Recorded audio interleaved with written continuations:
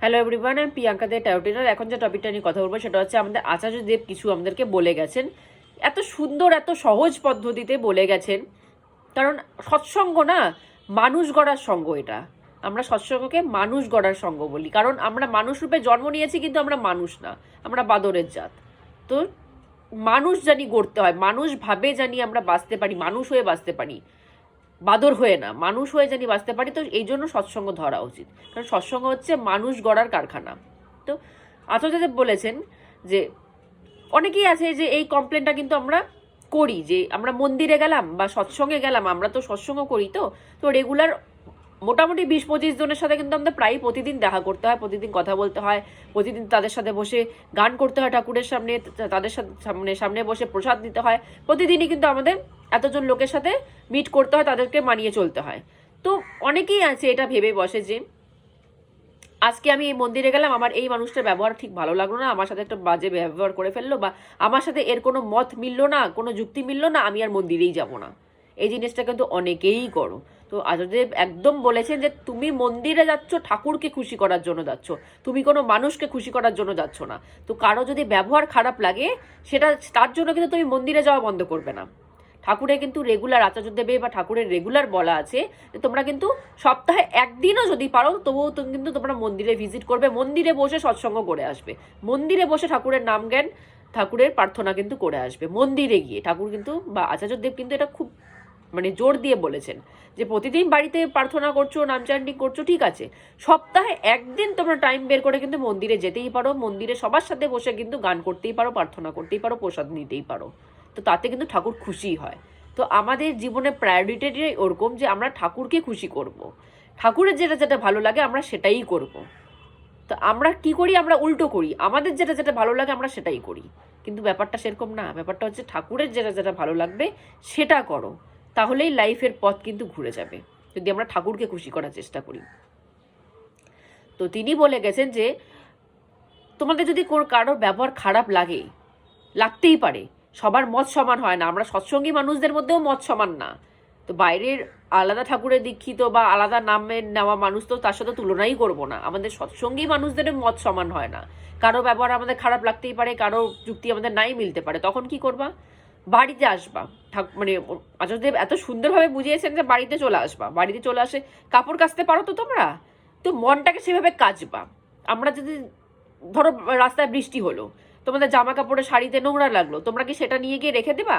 রেখে দেবা না, তোমরা সেটাকে ওয়াশ করবা, সুন্দর করে ওয়াশ করে সেই নোংরাটা তুলে দিবা।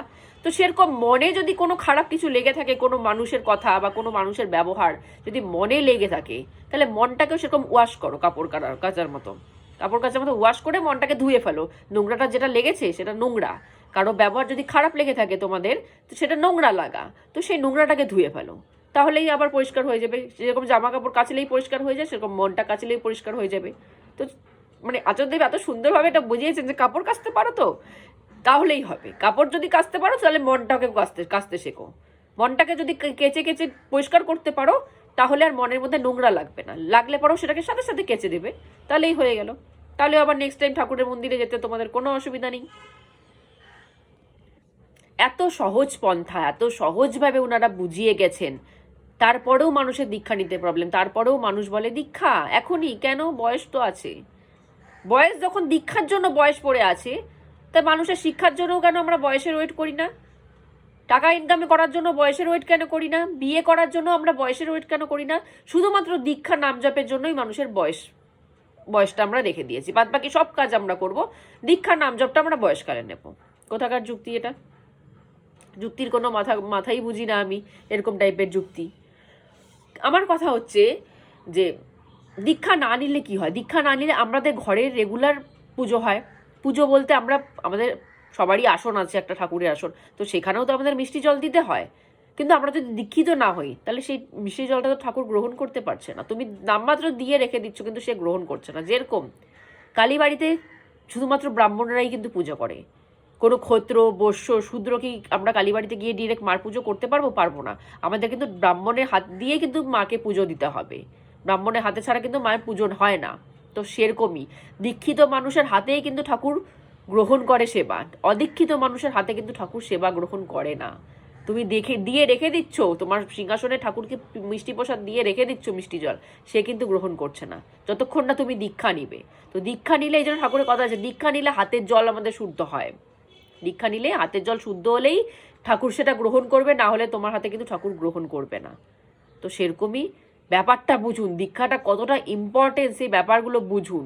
শুধুমাত্র এটা ভাববেন না যে দীক্ষা ঠাকুর এখনই কেন, সেটা নিলে যে কি কি হয় লাইফে, কতটা চেঞ্জেস চলে আসে, সেটা ডিপলি বোঝার চেষ্টা করুন। তাহলে সবাই দীক্ষা নিতে নিজের থেকেই ব্যস্ত হয়ে যাবে। যদি একবার বুঝতে পারেন যে সেটাতে কি কি চেঞ্জেস হয়ে যায় লাইফে, কি কি পাওয়া যায় দীক্ষা নিলে, যদি একবার বুঝে যান, তাহলে আর দীক্ষার জন্য মানুষকে গলা ফাটিয়ে চিৎকার করে বলতে হবে না। তাহলে মানুষ নিজের থেকে এসে ঠাকুরের দীক্ষা নিয়ে নিজের থেকে নিয়ে যাবে ঠাকুরের দীক্ষা। তো আজকে মতো এখানেই স্টপ করছি। জয় গুরু।